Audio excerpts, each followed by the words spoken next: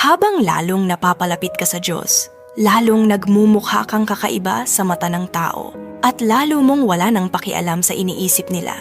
Iniisip ng iba na ang weird ka kasi hindi ka naninigarilyo, hindi ka nagmumura, hindi ka nanonood ng malaswa. Yung mga kilos mo iba, tinatawag kang santo at akala nila weirdo ka. Pero alam mo kung anong mas weird para sa akin? Yung tinatawag ng mundo na normal, yung pagiging laging balisa, addict at depressed. Kung gusto nyong maging normal, sige lang. Ako, mas gusto ko nang maging kakaiba.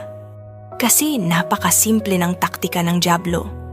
Gawing normal ang kasalanan at gawing kakaiba ang pagiging matuwid.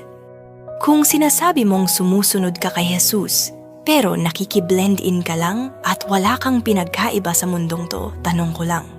Anong klaseng Jesus ba ang sinusundan mo? Klaro ang sinabi ni Jesus. Hindi tayo tinawag para makibagay sa mundo, kundi para maging kakaiba. Nabubuhay tayo sa mundong tinatanggihan si Jesus. At kung ayaw ng mundo kay Jesus, ayoko rin sa mundo. Sino ba talaga ang may pakialam sa iniisip ng tao tungkol sa'yo? Si Jesus, iniisip ka habang nakapako sa krus. Sabi nila, maikli lang ang buhay, kaya i-enjoy mo. Sabi ko, mahaba ang eternity, kaya paghandaan mo. Hindi sulit ang makibagay ngayon kung ang kapalit ay ang maiwan sa langit.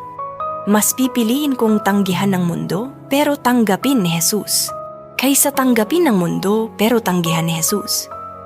Mas gusto kong tumayo para sa Diyos at husgahan ng mundo, kaysa tumayo para sa mundo at husgahan ng Diyos. Kung sino ang pinapanigan mo ngayon, siya rin ang magtatakda kung saan ka tatayo sa walang hanggan. At ako, nakatayo ako kasama si Jesus. Ikaw, kasama ka ba?